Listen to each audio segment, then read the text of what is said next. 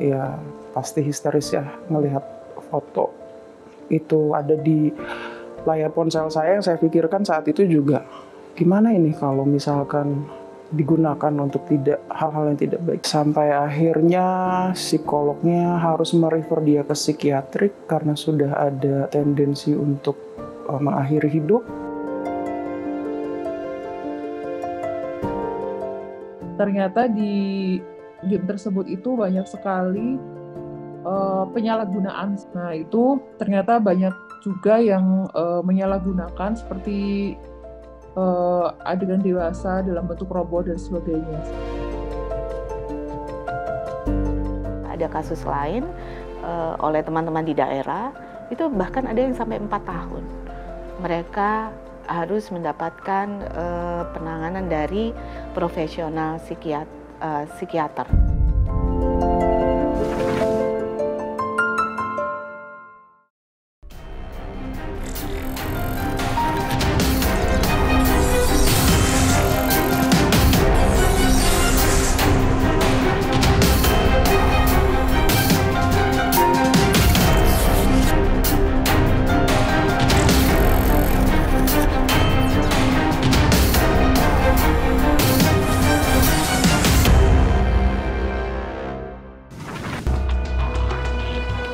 Predator seksual anak di internet mengintai menggunakan teknologi seperti AI. Bagaimana korban terdampak dan bagaimana negara bertindak?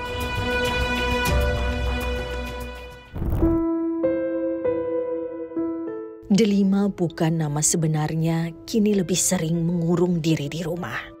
Sebelumnya, Delima adalah anak yang periang. Perubahan drastis anak berusia 12 tahun ini terjadi setelah ia mengetahui fotonya diedit memakai aplikasi Artificial Intelligence atau AI alias kecerdasan buatan. Fotonya dibuat versi dewasa dan tanpa busana. Nahasnya, foto Delima diedit oleh teman kerja ibunya sendiri. Ibu Delima, Ruby, bukan nama sebenarnya, tidak habis pikir. Rekan kerjanya yang bahkan tidak mengenal anaknya secara dekat, nekat mengedit foto anak semata wayangnya. Jadi kronologinya itu di tanggal 26 Oktober 2024, saya menerima satu pesan singkat melalui WhatsApp, sebuah foto yang sudah diedit menggunakan generatif AI, foto wajahnya wajah anak saya, tapi badannya badan orang dewasa tanpa busana. Kaget ya, karena kita tidak ada pembicaraan apa-apa sebelumnya, tidak pernah punya masalah yang serius juga. Dan saya sempat menanyakan motifnya apa, tapi tidak dibalas.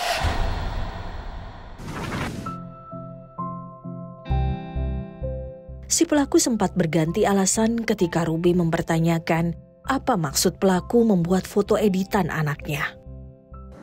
Awalnya dia bilang bercanda, terus saya tanya lagi, kemudian ada jawaban yang berbeda lagi. Dia bilang dia nggak sengaja melakukan itu. Terus jawaban yang ketiga dia bilang, saya juga nggak tahu kenapa tiba-tiba ada foto itu.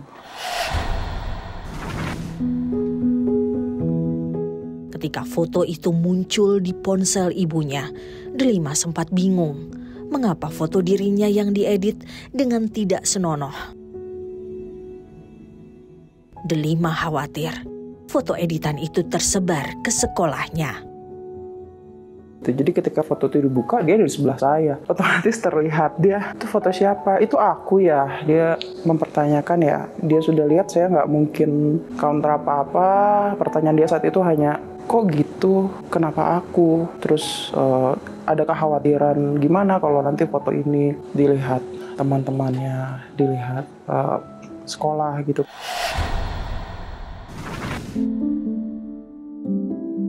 Ruby tidak tinggal diam. Meski pelaku sempat meminta maaf kepadanya, ia tetap melaporkan pelaku ke polisi. Terakhir dia sempat menghubungi saya untuk minta ketemu setelah ada kejadian itu. Dia bilang, Dia minta ketemu, mau minta maaf terhadap korban, tapi saya rasa itu jadi tidak bijaksana ya, karena akan men-trigger kembali trauma korban. Jadi saya sampaikan kondisinya saat itu, dan saya bilang saya rasa tidak perlu lagi untuk bertemu. Mungkin kalaupun kita harus ketemu ya di proses pemeriksaan. Saya bilang gitu sih. Itu terakhir kali kami komunikasi.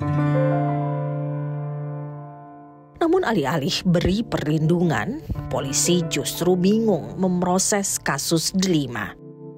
Ya, mereka juga sempat kebingungan ya ketika kami melapor. Pertama laporan kami itu kan ke PPA dan sempat ditolak ya, di PPA Polres Jakarta Selatan karena mereka juga kebingungan. Menurut mereka kekerasan seksual itu harus ada kontak fisik. Pengacara Ruby dan Delima, Iza Reza, memaparkan kebimbangan polisi untuk memproses kasus Delima. Kepada Iza, polisi menuturkan kasus Delima tidak dapat dikaitkan pada pasal pidana manapun, sehingga pelaporan kasus Delima sempat ditolak. Sebenarnya dari teman-teman penyidik di Polres Jakarta Selatan itu sedikit kebingungan karena tidak mengetahui pasal apa yang harus dikenakan, karena ini adalah sebuah bentuk tindak pidana baru. Gitu. Untuk masuk pornografi agak tidak bisa, masuk ke ITE juga tipis-tipis unsurnya gitu, sehingga ditolak pada saat itu. Iza Reza pun harus menjelaskan kepada polisi bahwa kejadian yang menimpa Delima memenuhi unsur pidana sehingga dapat diproses. Maka dari itu kami mengambil inisiatif untuk membuat pengertian bahwa ada konstruksi yang bisa dibuat untuk perkara-perkara seperti ini. Jadi setelah kita diskusi, utamanya pasal yang kita kenakan itu pasal 27 dan pasal 32 UU ITE. Pasal 27 itu terkait mentransmisikan perbuatan yang melanggar asusila, dan yang kedua yang pasal 32 itu terkait merubah bentuk untuk membuat gambar-gambar asusila juga.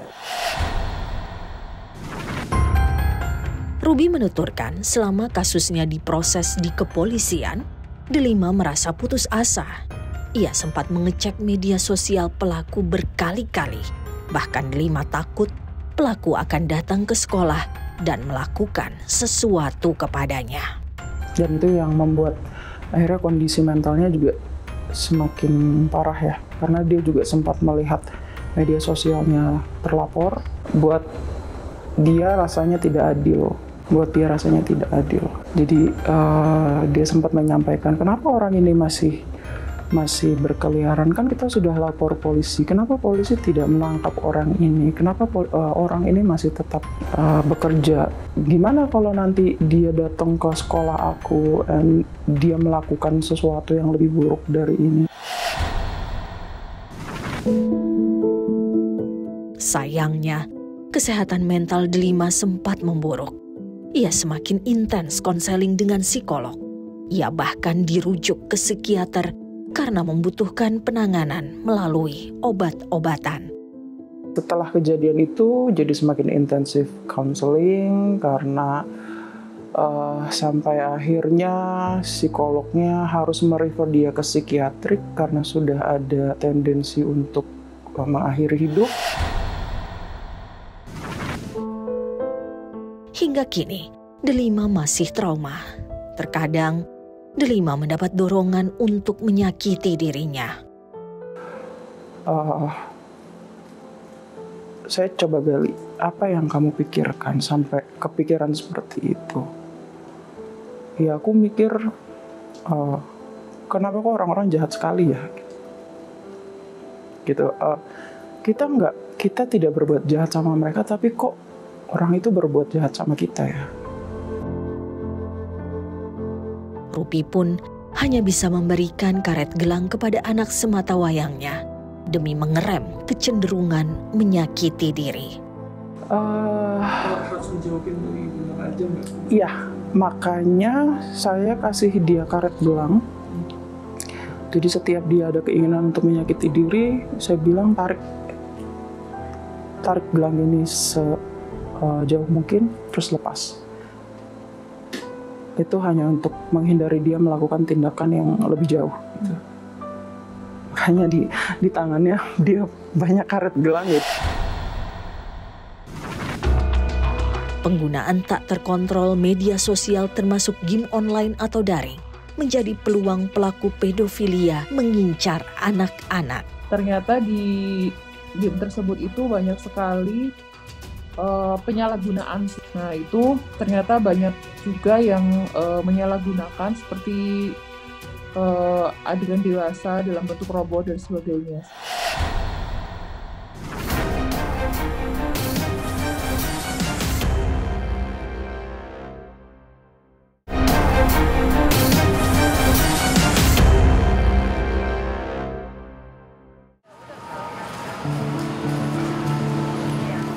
Ina hanya bisa mengelus dada melihat perilaku anaknya Rani.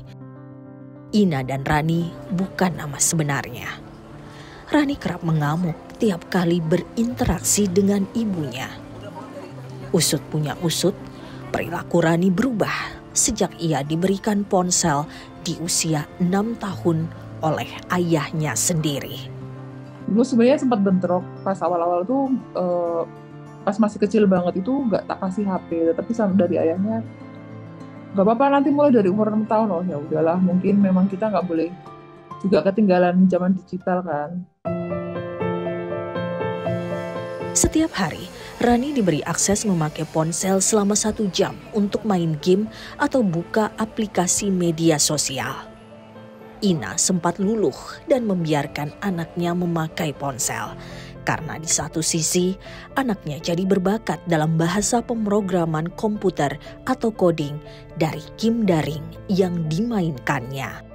Karena di situ itu memang kayak melatih game kayak coding seperti itu. Kemudian juga kemampuan bahasa Inggrisnya juga meningkat dengan pesat. Namun setelah Rani bermain game ini, perilakunya mulai berubah. Rani sering mengamuk, bernada tinggi ketika berbicara dengan ibunya. Belakangan Ina tahu anaknya sering bermain game lebih dari 3 jam sehari, di luar dari batas yang diberikannya. Jadi paling misalnya diminta, ayo ini belajar dulu kayak gitu, dia nggak mau. Terus kalau misalnya disuruh ngapain gitu, bentar kayak gitu. Selain itu, Rani biasanya main game bersama teman-temannya alias mabar atau main bareng. Namun suasana mabar kadang menjadi panas dan berakhir saling cekcok. Itu katanya, ya saya juga nggak mudeng ya, karena katanya, kamu tuh harusnya tuh kayak gini ya, sebentar aku tuh susah mencapai ke situ. Ya kamu tuh gini. Ya udah, jadi mereka bertengkar. Ina tergelitik ingin tahu apa yang membuat sikap anaknya berubah. Ia pun langsung mengecek isi ponsel Rani. Yang Ina temukan, Rani tergabung dalam komunitas di dalam game yang berinteraksi dengan kata kasar. Kemudian ketika saya lihat komen-komenannya dia itu dengan teman-temannya yang di dunia virtual itu, kok sudah kayak ucapan orang-orang dewasa. Ina terkejut ketika teman-teman anaknya di game daring yang tidak ketahuan umurnya juga membagikan konten dewasa lewat fitur cerita aplikasi pesan instan. Itu ternyata ketika saya cek itu kok statusnya kok kayak gitu semua gitu loh. Jadi story-story yang nggak pantas bahkan untuk orang dewasa pun nggak pantas. Kemudian juga lihat teman-temannya kok statusnya kayak gitu yang benar-benar kayak dia cerita tentang adegan-adegan dewasa. Dengan susah payah, Ina berusaha memperbaiki sikap Rani. Seketika itu juga, Ina langsung membatasi Rani untuk main game ini.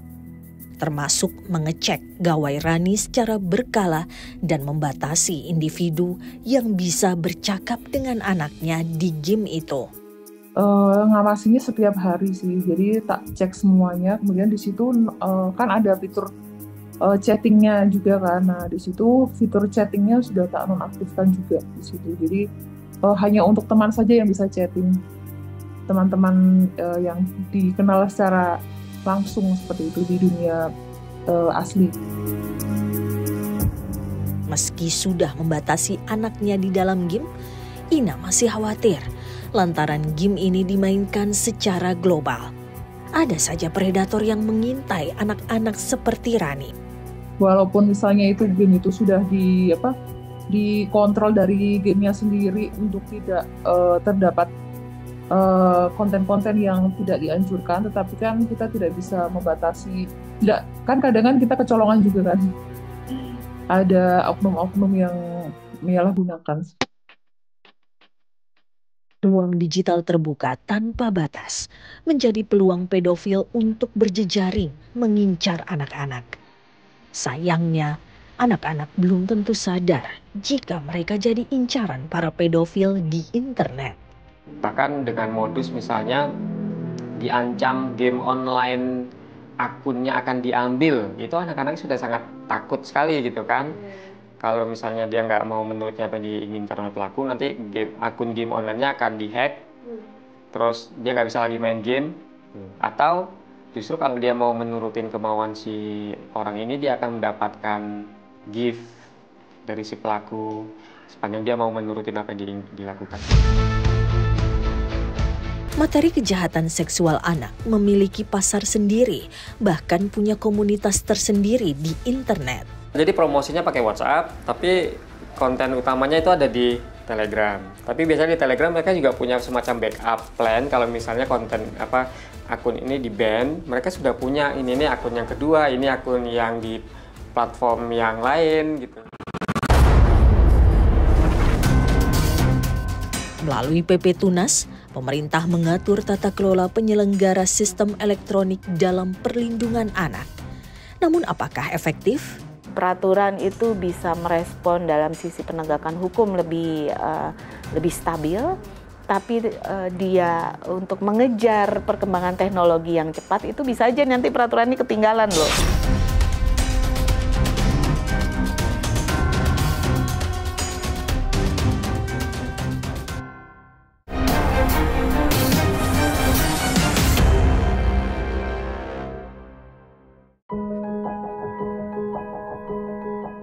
Kasus pornografi dan kekerasan seksual anak di ranah digital terus bermunculan. Memanfaatkan perkembangan teknologi, pelaku memanipulasi konten pornografi anak melalui kecerdasan buatan. Maret 2025, pemerintah menerbitkan Peraturan Pemerintah Nomor 17 Tahun 2025 tentang tata kelola penyelenggara sistem elektronik dalam perlindungan anak alias PP Tunas. PP Tunas menawarkan solusi menyetop kejahatan berbasis teknologi anyar digital sebelum sulit terbendung.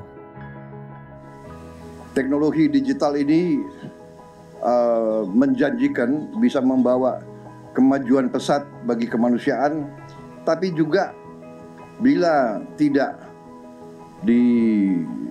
diawasi dan dikelola dengan baik, justru juga bisa merusak.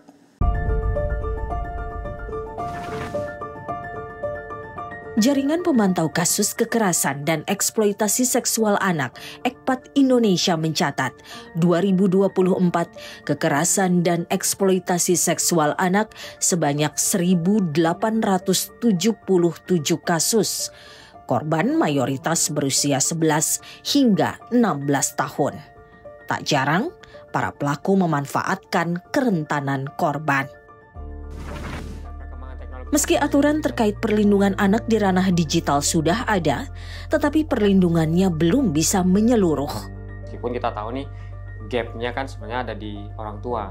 Tapi gap-nya sendiri orang tua gimana mau mengkapasitasi dirinya kalau misalnya tidak ada banyak fasilitas yang mendukung, tidak ada upaya edukasi yang ditujukan buat orang tua gitu. Jadi dari sisi pemerintah sendiri juga harus serius gitu loh ketika memberikan salah satu solusi dengan adanya teknologi atau regulasi, yaitu harus betul-betul bisa dilaksanakan, bukan cuma sekedar buat undang-undang gitu ya.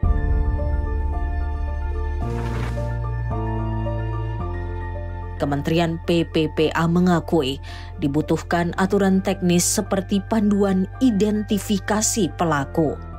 Nah, di Indonesia ini kita belum pernah punya kajian seperti ini. Nah, cuma memang lagi-lagi kita terkendala dengan sumber daya. Selama ini kan kita upaya-upaya pencegahan yang kita kumpulkan dari analisis menghadapi korban itu kan upaya-upaya pencegahan yang targeted pada kelompok mereka yang rentan untuk jadi korban. Belum ada upaya pencegahan dari sisi pelaku. Aturan terkait teknologi biasanya selalu lebih tertinggal dari perkembangan teknologinya. Melihat tren kejahatan di tingkat global, para pelaku kejahatan memanfaatkan teknologi akal imitasi alias kecerdasan buatan atau AI untuk mengeksploitasi anak-anak secara seksual. Topik ini menjadi pembahasan hangat pada ajang Internet Governance Forum di Norwegia Juni lalu. Pada kasus di sejumlah negara misalnya, dengan penggunaan akal imitasi, foto anak-anak yang terpampang di ruang publik digunakan sebagai objek bagi materi kejahatan seksual anak atau CSAM. SafeNet yang terlibat dalam penyusunan peta jalan teknologi kecerdasan artifisial di Indonesia menyebut, penggunaan teknologi AI untuk pornografi anak akan diatur dalam aturan peta jalan kecerdasan artifisial, meskipun hanya dalam bentuk mitigasi dan berperspektif etika penggunaan kecerdasan artifisial. Jadi kalau ini dia mitigasi aja dan milestone-nya cuman kebijakan afirmatif, terus pelibatan golongan rentan tadi di mana gitu. Jadi tidak ke apa yang case-case yang dialami dan seterusnya. Itu tempat ruang terkontrol untuk inovasi gitu ya. Jadi ketika dia punya inovasi, misalkan produk apapun itu ya, layanan, itu dia diuji coba. Kementerian Komdigi menilai aturan perlindungan anak dalam ranah digital saat ini, termasuk kejahatan seksual anak berbasis kecerdasan buatan, sudah cukup kuat. Jadi dia mau dibuat secara konvensional ataupun AI harusnya sudah masuk ke dalam delik ini gitu. Sehingga fokus utamanya bukan pada pembuatan oleh AI, namun penyebaran atau akses terhadap materi tersebut melalui internet itu bisa dijerat dengan Undang-Undang ITE. Dalam rangka memberikan perlindungan pada anak, PP Tunas yang telah diluncurkan pemerintah berfokus kepada aturan platform di ranah digital. Jadi PP Tunas ini harus ada safety by design yang dilakukan by teknologi kepada setiap penyelenggara sistem elektronik agar mereka dapat memberikan perlindungan anak-anak di platform. Mereka harus melakukan self-assessment, penilaian profil risiko. Jadi kan kita bisa mengidentifikasi dua jenis aplikasi untuk anak. Pertama memang didesain dan didevelop untuk anak. Atau yang kedua, aplikasi tersebut adalah tidak didesain untuk anak, namun mungkin diakses untuk anak. Itu ya adalah salah satu tanggung jawab yang harus dilakukan oleh platform.